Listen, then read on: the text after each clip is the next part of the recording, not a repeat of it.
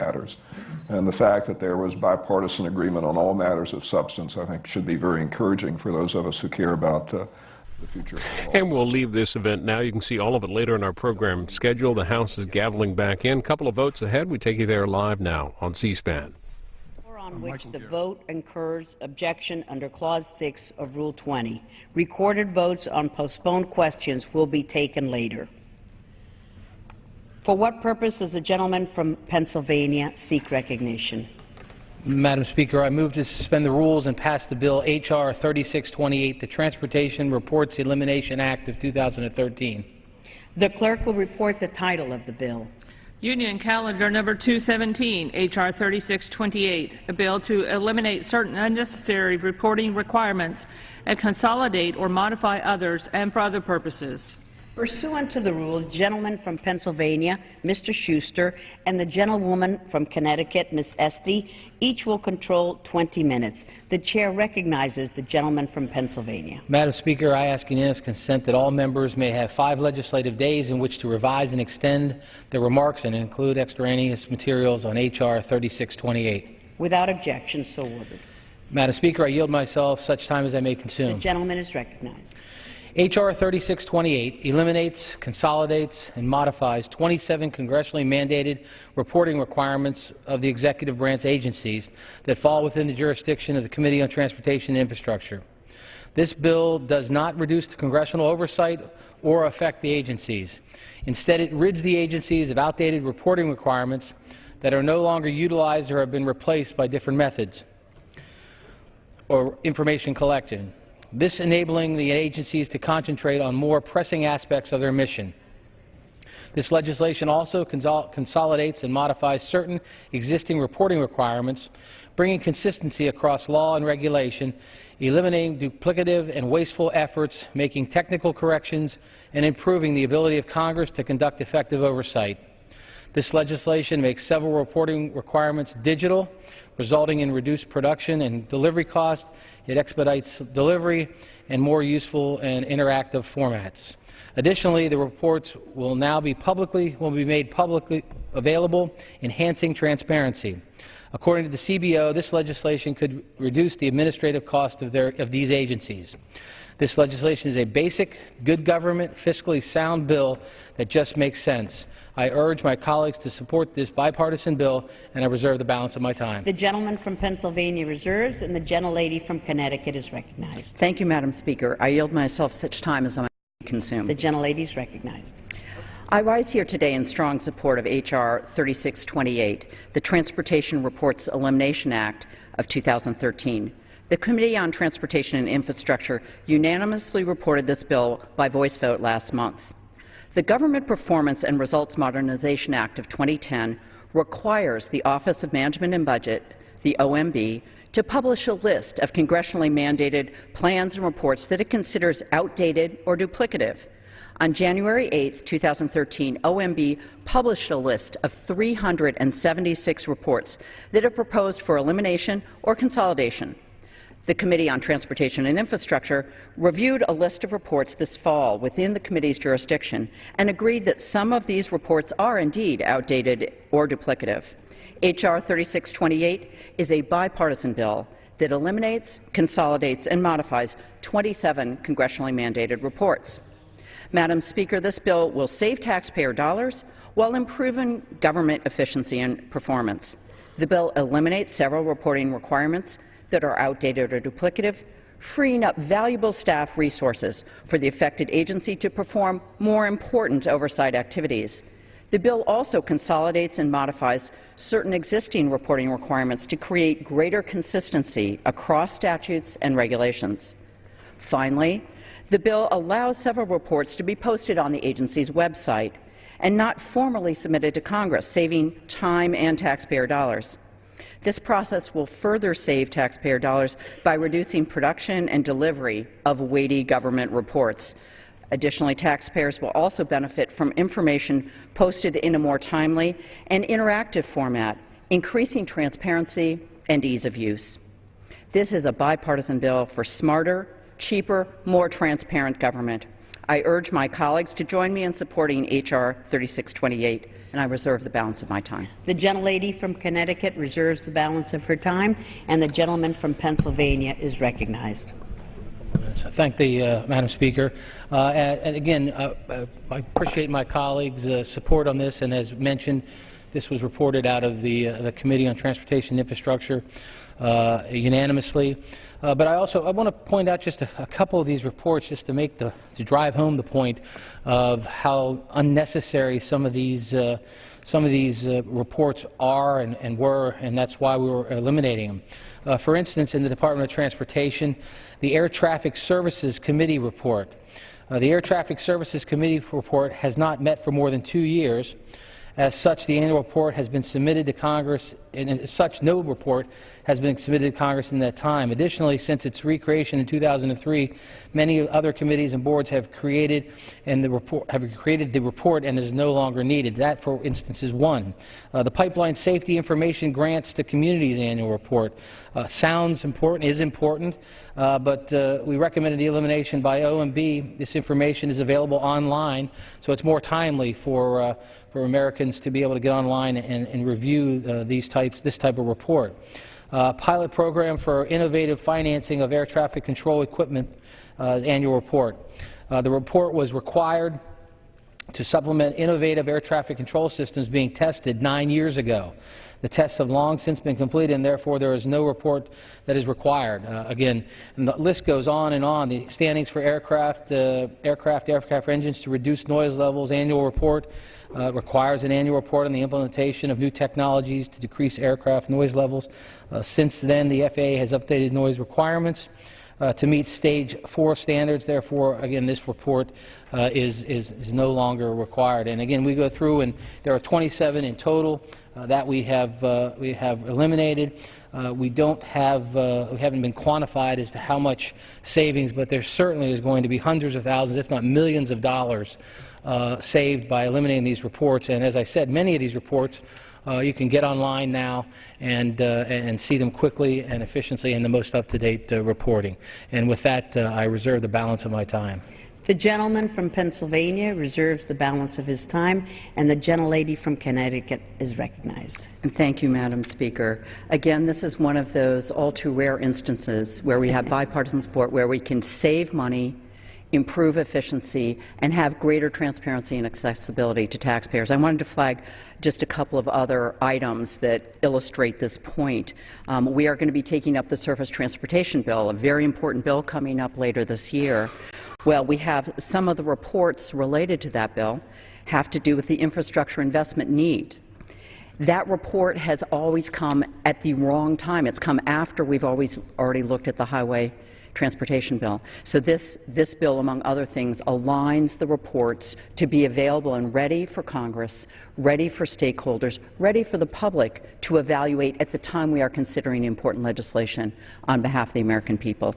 So again, this is an important initiative. I would urge not only support for what we have done under Chairman Schuster's excellent leadership, but for other committees in Congress to join us in reviewing what the GAO has provided at our request, to review those list of agency reports, and to find other ways that we can save money, expedite delivery of important information both to Congress to facilitate our oversight, as well as to make it available to the public so they can oversee what we're doing and ensure that we are spending taxpayer dollars in the most effective way possible. And again, I want to thank the Chairman for his leadership on this and many other initiatives. It's a wonderful committee. We have important work to do, and this will help us get that work done. Thank you, Madam Speaker. And the gentlelady from Connecticut reserves. The gentleman from Pennsylvania. I'm ready to close, so if the gentlelady is ready to yield back, then I'll close. The gentleman reserves. The gentlelady Madam is Speaker, recognized. I yield back the balance of my time. The gentlelady from Connecticut yields back the balance of her time, and the gentleman from Pennsylvania is recognized. Thank you, Madam Speaker, and I thank the gentlelady from Connecticut and her kind words and all her hard work on the committee. We've been working very hard in a bipartisan manner, and you know there aren't many things in this Congress that really bring people together, but when it comes to transportation infrastructure, that certainly is one of them, and we'll continue to work together. Again, this bill is a good government bill. I urge all my colleagues to vote yes on H.R. 3628, which again eliminates, consolidates, and modifies 27 congressionally mandated reports. Good government saves money, increases transparency, and with that I yield back the balance of my time. The gentleman from Pennsylvania yields back the balance of his time. The question is, will the House suspend the rules and pass the bill H.R. 3628? Those in favor say aye. Those opposed, no. In the opinion of the chair, Madam Speaker? Yes. With that, Two-thirds being in the affirmative, if the gentleman would yield. The gentleman from Pennsylvania is recognized. Madam Speaker, I ask for the yeas and the nays. The yeas and the nays are requested. All those in favor of taking this vote by the yeas and nays will rise and remain standing until counted. A sufficient number having risen, the yeas and nays are ordered. Pursuant to Clause 8 of Rule 20, further proceedings on this motion will be postponed. Pursuant to Clause 8 of Rule 20, proceedings will resume on motions to suspend the rules previously postponed. Votes will be taken in the following order: H.R. 724 by the yeas and nays, H.R. 3527 by the yeas and nays, H.R. 3628 by the yeas and nays. The first electronic vote will be conducted as a 15-minute vote. Remaining electronic votes will be conducted as 5-minute votes.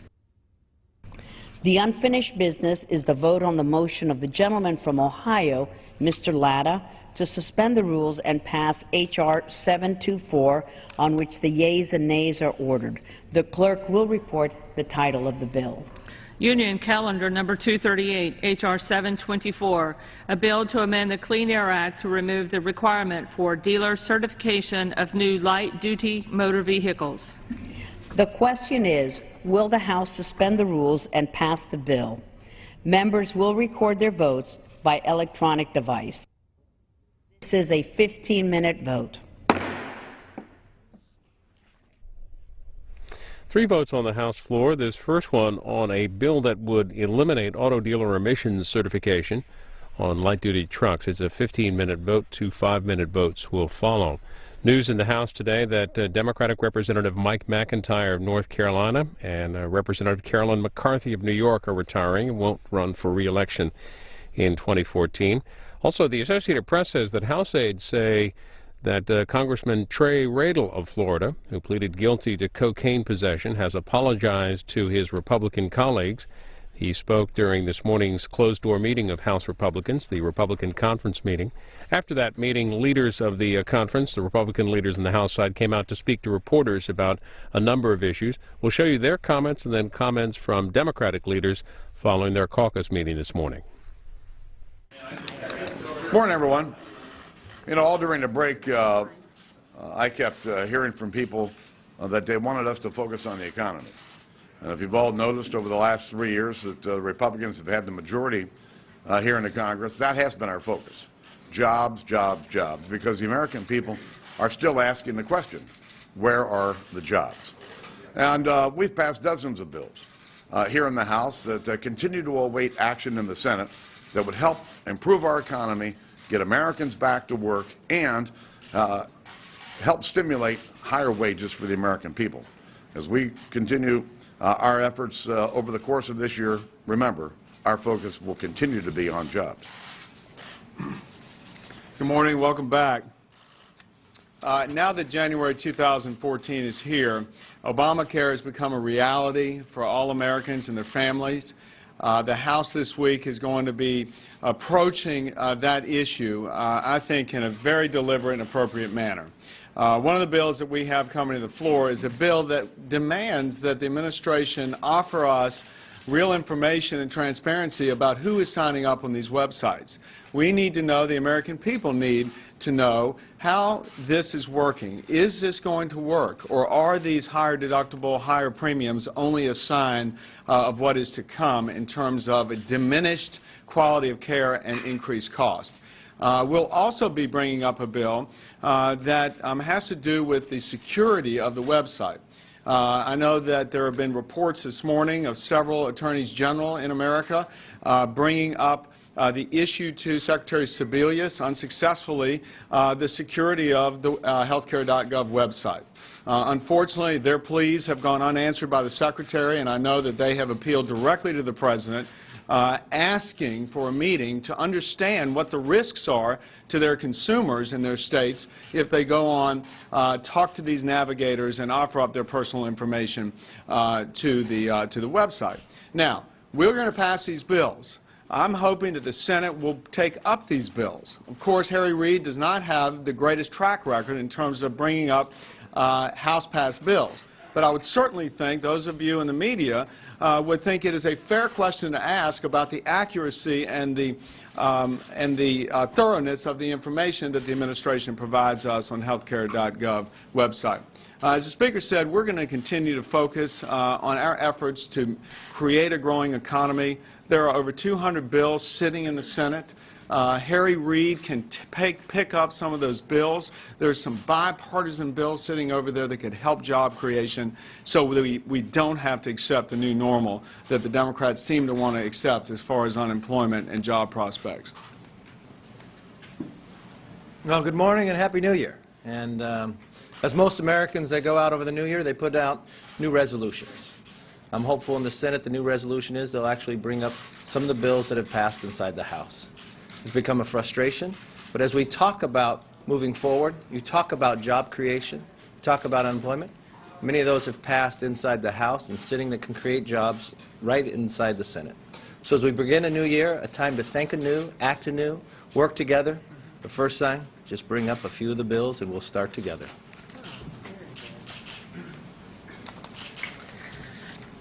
It is the first week of the new year, and like millions of families all across this country, you know, we sit down and we look a little bit of what happened in 2013, and we also look at 2014, and we take a look at our budget and our savings and what our health care options are and what schools we want our kids to attend in the upcoming year. And also, this year, my family starts with a new addition, a new baby, Bryn Catherine, and with that, as a mom, I can tell you, like all moms, you think about the potential that this child has and the desire and the focus that you have to make sure that your children have the opportunity to reach their full potential, and you want that for every person in this country. And so, as I start the new year, certainly continue to focus on those policies that are going to put people back to work, are going to make sure that we can restore health care decisions for people all across this country, and that instead of a reduction in the number of people that are in the workforce, that we're actually increasing that. So those are my goals as I look forward to the new year, focusing on policies that are going to help people in every area of their life. Over the course of the last couple weeks at home in Kansas, I had the opportunity to visit a whole lot of small businesses, some mom and pops and some with hundreds of employees. And whether it was talking to the employees or the employers, the message was always the same. Folks want to just do their job and have government get out of their way. One employee I visited with said this: all we want is to do our job without the government adding regulations every second. An employer said this: all I want to do is grow our company, but because of Obamacare and all the unknown consequences that lie behind the curtains, we can't hire new people. This Obama economy is holding people back. The workforce participation rate is the lowest that it's been in 40 years. Obamacare is holding people back, higher taxes, more regulation, government picking winners and losers. So we look forward to this new year. We've got dozens of bills that have passed through the House that are sitting in the Senate that could get us back on track. And this is not a Republican issue or a Democrat issue. It's about getting this country back on the right track and getting Americans back to work.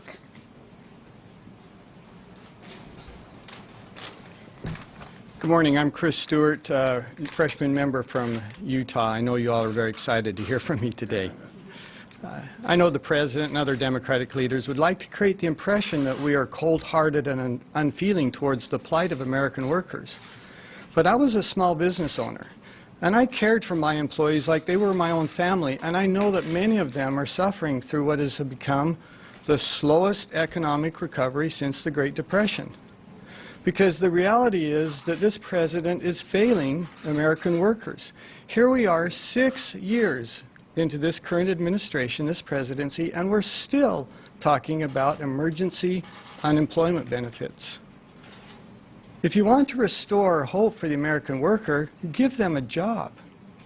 If you want to help American families who are suffering through this long period, create an environment where jobs are being created and the economy is growing. That's the answer here. We, as Lynn just said, we've passed dozens of pieces of legislation that would create jobs for American workers, American families. They sit unattended on Harry Reid's desk. If the Democratic leaders would give us a bill that's fiscally responsible and that addresses not only the current unemployment situation but job creation, we would work with them. I hope, and frankly I think the American people hope, that they're willing to do that, and we look forward to working with them if they will. Thank you. A couple of questions. Did you guys go to the floor this week with a budget? With a what? With a budget. Budget. Yeah. The budget's already passed. Omnibus. Oh, the omnibus. I'm hopeful that the House and Senate appropriators can continue to do their work. We need to get the government funded for the balance of the fiscal year, and I'm looking forward to seeing the outcome. Mr. Speaker, as you know, today is the 50th anniversary of LBJ's War on Poverty. One of the Republicans who's taking the lead is Steve Sutherland. He led the fight against food stamps in the Farm Bill. Is that appropriate? That's the kind of message in the face you want to Well, I think Mr. Sutherland has a deep desire to deal with the issue of poverty. And when you look at the issue of poverty, there's obviously lots of facets to it. But the one solution that we all know that works is a job. And the fact that he has job requirements in his proposal for single, able-bodied recipients, frankly, is a step in the right direction. Mr. Speaker, former Defense Secretary Bob Gates had some harsh words for Congress, including truly ugly, egotistical, thin-skinned, etc. What do you think of the appropriateness of his comments in this book? Listen, he's entitled to his comments under the First Amendment, just like anyone else. Last question. Unemployment extension on the floor. Do you have any plans to do that? So we're all concerned about those who have had a difficult time trying to find a job. That's why we've passed dozens of bills to try to help improve the economy so that those jobs will be created. We're going to continue to do our work.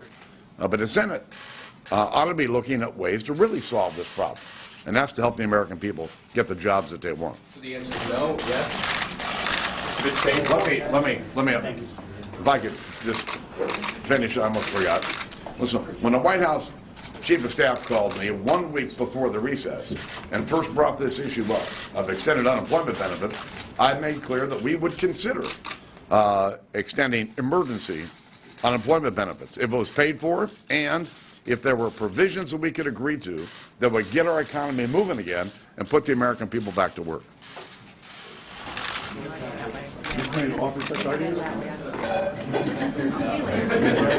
Thanks, Eric. Republican leaders, after the conference meeting this morning, back live on the House floor, the first of 3 votes, 15-minute vote here, 2 5-minute votes will follow. This one is on a bill that would eliminate the auto dealer emission certification on light trucks. Again, 15-minute vote. Also, during this vote, we expect the official swearing in of Representative-elect Bradley Byrne of Alabama, who took the seat of Joe Bonner, who retired last year. So that's expected during this series of votes. Also, this morning, the Democratic caucus met, and after their meeting, the caucus leaders came out to speak to reporters, particularly focusing on the efforts to extend the unemployment insurance benefits in the Senate. They spoke for about a half an hour. We'll show you as much as we can during the remainder of this vote. Yeah, those are pretty nice. They look newer than mine. Christmas gift. There you go. Start the new year in the right way. We ready? Well, Well, first, Happy New Year to everyone, and we want to say to all of America that we hope that 2014 brings not just hope and much joy and love, but an opportunity to build on a job, to keep that home, to get your kids to college, and aspire to do everything that we always believe America gives us here and has for quite some time. And so this is going to be a good 2014. We believe it, and as Democrats and as members of Congress, we're going to work really hard to make that the case, and we hope to join with our colleagues on the Republican side to make that the case, that we can prove that Washington can get it and get it done. I want to mention first, of course, the fact that we're celebrating President Johnson's declaration of unconditional war on poverty 50 years ago.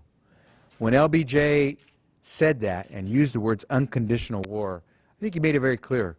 No longer would we allow Americans to sleep on the streets, have to go to food pantries, or not be able to get health care that they deserved simply because they didn't have income. And while we still have a fight ahead of us, LBJ's words continue to ring true, that we must fight, continue fighting until we win the battle against poverty in America. LBJ believed in Americans. He gave Americans an opportunity, and he let them know that if I can give you this opportunity, I know you'll do the rest. I want to recognize someone who was a former colleague today as well, because she's a fighter, and she believes in America, and that's Gabby Giffords, a former colleague from Arizona. This is the anniversary of the day she was gunned down and nearly died in Arizona. She was doing her work as a member of Congress, talking to her constituents. She continues to fight. She believes in America. And so for all those different reasons, whether it's LBJ or Gabby Giffords, we have a reason to believe that we will win this fight against poverty, to give every American a chance. And we want to thank all those Americans who are working very hard to do that. I have good news for so many Americans who are trying to have not just job security, but also health security. Some 9 million Americans today, we can say, don't have to worry about health security. And that's because of the Affordable Care Act and the work that was done by the President and members of Congress back in 2010 to pass the Affordable Care Act. Health security for 9 million Americans who probably didn't have any kind of health security before. 6 million of those have now secured health benefits, whether through the exchanges, the marketplaces that are available throughout the country, or through the Medicaid program. Another 3 million Americans get to continue to stay on their parents' health insurance policy, and so therefore continue their coverage even though they have hit the age of 19, 20, 21, up until they reach the age of 26. 9 million Americans today who a year ago probably could not say that they have health security. But as important it is to talk about the accomplishments of the Affordable Care Act, I want to make sure we mention today that we have a number of Americans, over 1 million Americans, who right now may not be as secure as they'd like to be, for whom 2014 may not be starting out the way they wanted it to. And those are Americans who were working until somewhat recently and now find themselves without a job through no fault of their own. And in fact, not only without a job after searching, but without unemployment insurance benefits as well.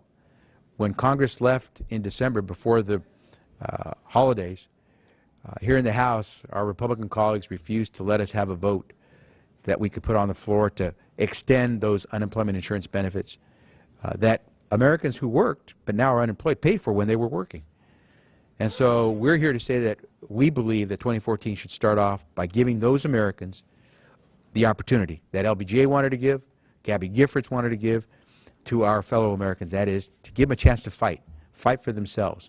But it's hard to do that when instead of having a chance to get out there and work, they're being told that we're cutting them off at the point when they need it the most, and they're the lowest. LBJ helped us with civil rights. He helped us with Medicare. He put out Job Corps. I happen to be one of the beneficiaries of the youth employment programs that were out there as a teenager. That was the first paying job that I had other than mowing lawns. And it was because of people like LBJ that many of us could say that we had a chance to fight. We had that opportunity. We should give all those Americans who want to work a chance to fight, to get back to where they were. I want to mention just one person, Vincent Bussey, 57-year-old from Northridge, California, not far from where I live. Used to work for B of A, used to do loan modifications for Bank of America, has been unable to work for about a year, has continued to search. He lost his benefits, unemployment insurance benefits, on December the 28th.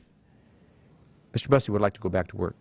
He'd like to continue to look for work, but he'd like to be able to do it knowing that he won't have to go to a food pantry or go homeless. We must fight for Americans the way LBJ did. We must fight to make sure that we get this done. It is an emergency, and we should not have politicians hold this up. It's time for us to get this done. And with that, let me now yield to our ranking member from the Ways and Means Committee, who has led this fight to extend unemployment insurance benefits, Sandy Levin, and he will be followed by our colleague from Illinois, Robin Kelly. Thank you to the chairman of our caucus, and Robin, glad to be here with you. I just want to say a few words and bring home this crisis for 1.4 million Americans. It was 1.3 as of December 28th. Now every week, 72,000 more long-term unemployed are losing their unemployment insurance. So this crisis has begun. This is an anniversary of the war on poverty. The unemployment insurance program kept 11 million people off of poverty since 2008. 11 million. And in 2012, over 2 million. So we have an obligation in this institution not only to look at their and listen to their stories, but I think to look in the mirror and ask ourselves, are we simply going to let that crisis spread throughout this country?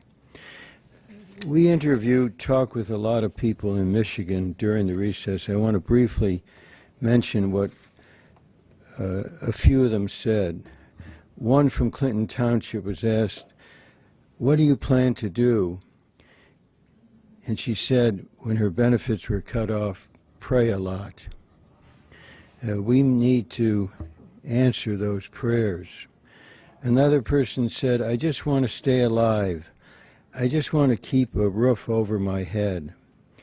And a third person said, he has now begun to make plans cutting down household costs so there'll be just one meal per day. And I want to close by just urging action in this institution. Harry Reid, and I quote him exactly, said this about our obligation. Certainly for this 3 months, this definitely should not be paid for. If they can come up with some, they meaning the Republicans, something that's reasonable for a year-long extension, we'll take a look at it. We need to act now. There is this crisis in the households of 1.4 million people. Robin Kelly, Illinois. Thank you and Happy New Year. I am honored to be standing here with my colleagues on this very important issue. I'm really going to bring it home. While national unemployment is improving, Illinois unemployment rate of 8.9% is still well above the national average. Unemployment insurance is a critical lifeline for thousands of Illinois families who are working hard to get back on their feet. Almost 82,000 people in Illinois have already lost their unemployment insurance this year. In my district alone, nearly 1,000 people are no longer eligible to receive unemployment insurance. Our economy is still in a state of emergency. When a mom or dad in the Chicagoland area lose their job, the whole family feels it. And again, as was said, unemployment benefits aren't a handout. Americans earn this insurance from their years of work and are losing jobs through a time of recession. They need this extension to navigate a lagging economic recovery. The Congressional Budget Office estimates that not extending unemployment insurance will cost 200,000 jobs this year. On the other hand, extending unemployment insurance can create up to 300,000 jobs. In 2014, we must do better. We need to work together. It's not about Democrats or Republicans. It's not about red or blue states, but it's about Americans and about us all working together. As we head into the 50th year of our war on poverty, it's time to say enough is enough. No child should go to bed hungry. No family should struggle to keep a roof over their heads because of medical expenses. So I urge my colleagues to stand with me to extend unemployment insurance as we fight to win this war. Thank you. Robin, Sandy, thank you. We'll take some questions. Mr. Chairman, I understand that the precedent for not paying for the unemployment insurance, and that's been cited, certainly by Senate Majority Leader Harry Reid yesterday. But if that's what it takes in these circumstances to get a deal to actually affect policy and get what you're aiming for, some sort of a compromise, why not, go for that? I mean, if that's standing away from actually passing. So let me make sure I understand. Republicans are saying that in order for them to agree to vote to give Americans who've lost their jobs through no fault of their own and right after Christmas lost their last unemployment insurance benefits, that we have to now cut services for children or for seniors or maybe to our soldiers in order to pay for that. When Katrina hit in Louisiana and we found people desperate to escape the waters and their flooded homes, Republicans and Democrats didn't ask, can those folks pay for that emergency helicopter coming to pick them up? When Superstorm Sandy hit in New York and New Jersey, I don't think Republicans and Democrats who got their homes flooded and watched many of their neighbors die were being asked, can you pay for that emergency service we're about to provide you? Can you pay for that shelter? Or how are we going to pay for it at the federal level before we give those emergency services to those folks in New York and New Jersey and beyond as a result of Superstorm Sandy? And ultimately we passed a bill that provided all the support that they needed. At the same time, if you watch a pedestrian get hit by a car and you call 911 and they rush an ambulance over to pick that person up and take him to the hospital so you won't see a fellow American die, I don't think we're expecting the ambulance driver to say, can you show us your form of payment before we take you to the hospital? These are emergencies. Well, it's not Superstorm Sandy, but we were hit by an economic superstorm in 2008, and we're still seeing the effects of that economic superstorm where Wall Street caused millions of Americans to lose their homes and their jobs. And so what we're simply saying is we're facing an economic superstorm, and we have an obligation as Americans to help our fellow Americans as we have in the past, as former President George Bush did 5 times in extending benefits without providing for cuts to children and seniors and our soldiers in order to pay for helping an American who, as a result of no fault of his or her own, has lost his job. So if Republicans insist on cutting other people's services that they've paid for in order to give Americans in an emergency need to make sure they can go out there and find a job, let them show us what they're willing to use to pay for this. But I don't think we want to start the new year by saying that this is the spirit of America. Could I just briefly add to this? Javier mentioned this. 5 times this program was extended under President Bush without an offset. 5 times. This is an emergency for 1.4 million people and their families. This is an emergency. This is an economic hurricane for 1.4 million people and 72,000 more every week. And I don't think that in this institution during this 3-month period, we essentially should be caught up in disagreements on this issue of funding while there's this emergency for 1.4 million and growing. We can talk about the longer run, and we need to do that, and how we structure it beyond these 3 months. But this is something that is right present it's a clear and present danger for these families economically. And this institution, on a bipartisan basis... 5, there are no nays, 2/3 being in the affirmative. The rules are suspended. The bill is passed without objection. The motion to consider is laid on the table. The House will be in order.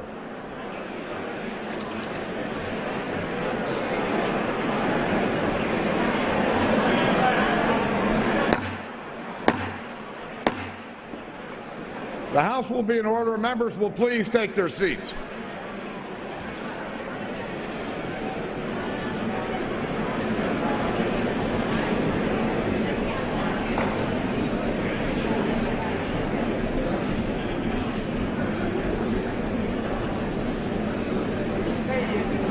The chair lays before the House a communication. The Honorable the Speaker, House of Representatives, sir.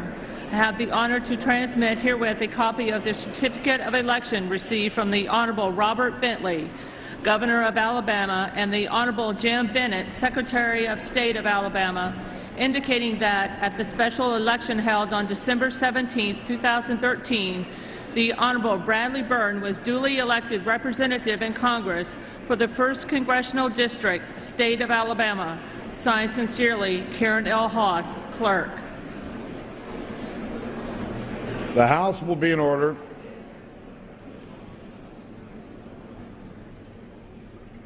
Will Representative-elect Byrne and the members of the Alabama delegation present themselves in the well of the House?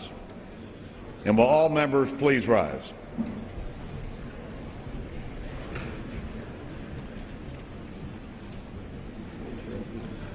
The gentleman will raise his right hand. Do you solemnly swear that you will support and defend the Constitution of the United States against all enemies, foreign and domestic, that you will bear true faith and allegiance to the same, that you take this obligation freely without any mental reservation or purpose of evasion, and that you will well and faithfully discharge the duties of the office on which you are about to enter, so help you God? I do. Congratulations. You're now a member of the 113th Congress.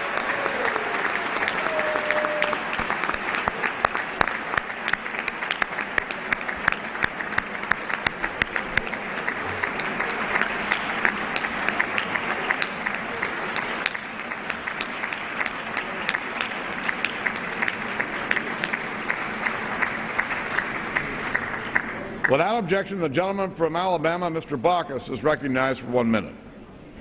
Thank you, Mr. Speaker. We welcome Bradley Byrne as the newest member of the Alabama delegation.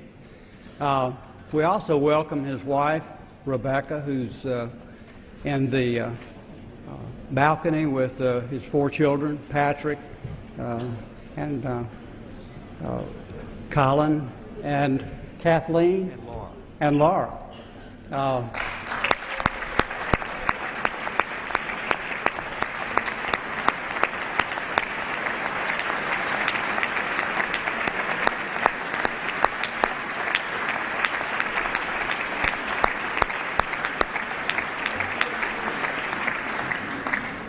Bradley asked me, and I think all the members will identify with him, do you ever get over the thrill of walking in this chamber? And the answer is no, you never do. Let me say this. We like Bradley, the delegation, and I think you know how important that is. He has a wonderful wife. We're very excited about him being here. He brings a wealth of understanding. He comes from an area with natural resources, very important in armed services. He served as chancellor of our 2-year college system. He can bring some insight to educational reform. He succeeds one of our closest friends, all of us on both sides, Joe Bonner. And although we miss Joe, we welcome Bradley. And that makes up for some of the loss of Joe. And I think you're going to get to where you know and appreciate this gentleman that has joined us today. Thank you. And this time I yield to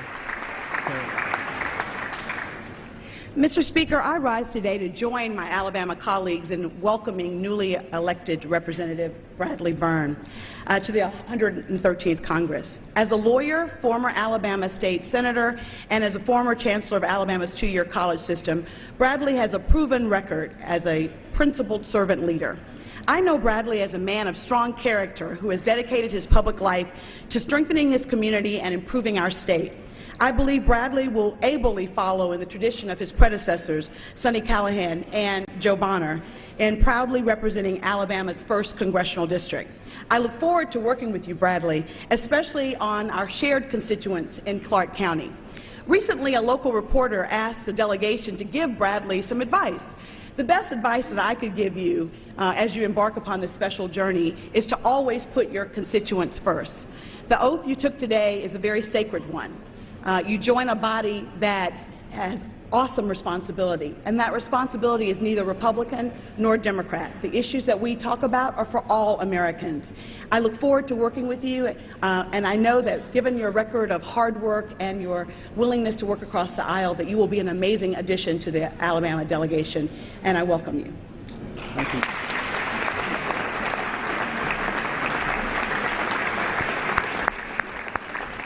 Thank you. Mr. Speaker, it is my great privilege to represent the good and hardworking people of Southwest Alabama. To my family, my wife of 33 years, Rebecca, my children, Patrick, Kathleen, Laura, and Colin, I thank you for your love and your support. To the people of the 1st District of Alabama, I promise that I will work hard every day to serve you and build upon the trust that you have placed in me to represent you in our nation's capital. To the members of this House, I'm ready to roll up my shirt sleeves and work with you as a problem solver, not a problem maker, as a workhorse, not a show horse.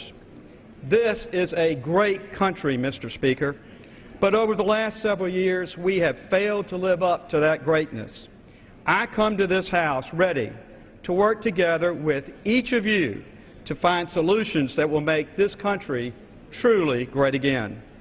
I ask God's blessings and wisdom as I embark on this new endeavor in this House for the people of my district. Thank you again, Mr. Speaker, for the opportunity to make these brief remarks. Now it's time for me to get to work. I yield back.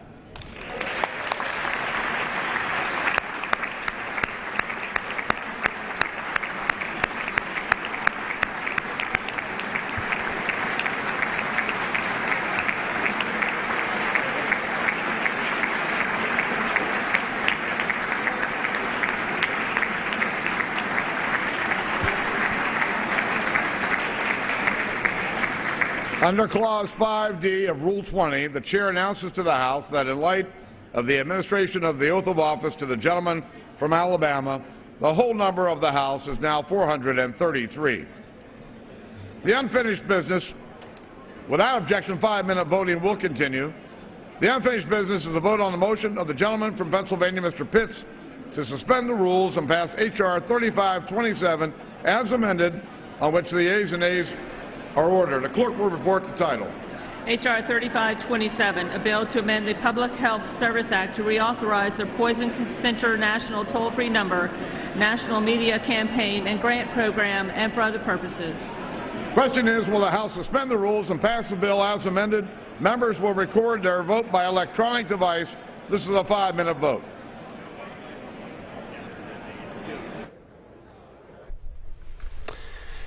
Bradley Byrne gets sworn in as a new congressman from the 1st District of Alabama, the southeastern part of the state. He takes the seat of Joe Bonner, who had served for 10 years. Joe Bonner resigned in 2013 to take a position with the University of Alabama. This is the second in a series of 3 recorded votes, this one continuing the National Toll-Free Poison Control Center hotline. One more 5-minute vote will follow, and that'll do it for legislative work for today for the House. Later this week they will take up a bill dealing with healthcare.gov and the internet security of that website, also expanding state responsibility in cleaning up Superfund hazardous waste sites. Back to member news in the House floor. News today that Democratic Representatives Mike McIntyre, North Carolina, Carolyn McCarthy of New York will retire and not run for re-election this year.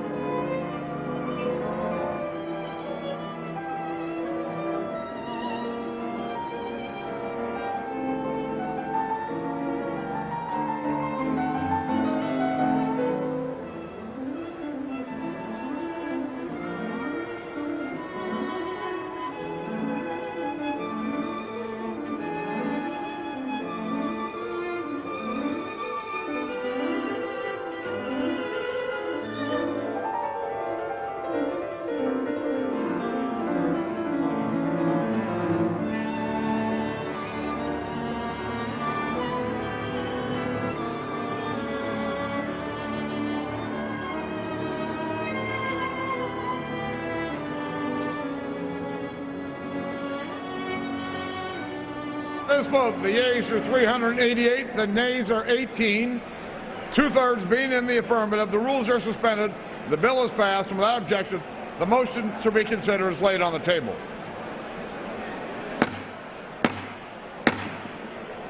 The House will be in order.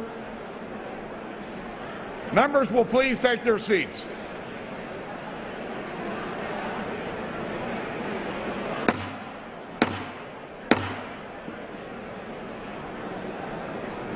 The House will be in order.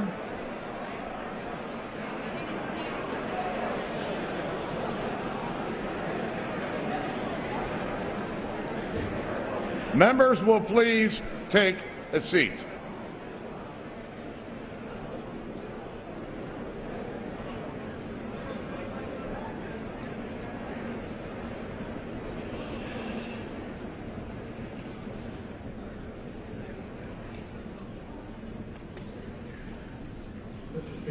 For what purpose does the gentleman from Arizona rise?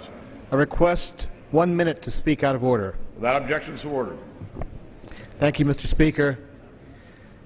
I stand here with my colleagues from the Arizona delegation, both Senate and House, and with very close friends of Congresswoman Gabrielle Giffords, to remember a tragic event that took place 3 years ago today. On January 8, 2011, at 10:10 a.m., in just 19.6 seconds, 19 people, including Congresswoman Giffords and myself, were shot during a Congress on Your Corner in Tucson, Arizona. This event was democracy in action. A member of this body, the People's House, was meeting one-on-one with her constituents. 6 wonderful people died that day, including my friend Gabe Zimmerman, my go-to guy on the Congresswoman's staff. But you know, Tucson and southern Arizona have definitely not been defined by that terrible act. But instead, we are defined by how our community responded. The compassion, the love, the prayers, and the goodwill that poured out has helped all of us heal our broken hearts and bring some good out of that horrific day. Organizations have been established to help with the educational needs of children, to prevent bullying, and to reduce the stigma of mental illness and improve those services. And Congresswoman Giffords continues her remarkable recovery. Her perseverance and determination give hope to others, and she is a true inspiration to the country and to the world. You might have noted that earlier today, she jumped out of an airplane and took a tandem dive, another skydive, their second one. This woman's resilience has no bound. Sadly, in the last 3 years, other communities have been struck by similar senseless acts of violence. And the most fitting memorial would be to take action to prevent another such tragedy. As a shooting survivor, a grandfather, a member of Congress, I am determined to do so, and I know that many others in this body and in the Senate have the same aspiration. Let us never forget the 6 people who died that fateful day. 9-year-old Christina Taylor Greene, Dorothy Morris, U.S. District Judge John Roll, Phyllis Schneck, Dorwin Stoddard, and my friend and colleague, Gabe Zimmerman. Mr. Speaker, I'd now like to ask that the House have a moment of silence in remembrance of these good people. The members will rise and observe a moment of silence.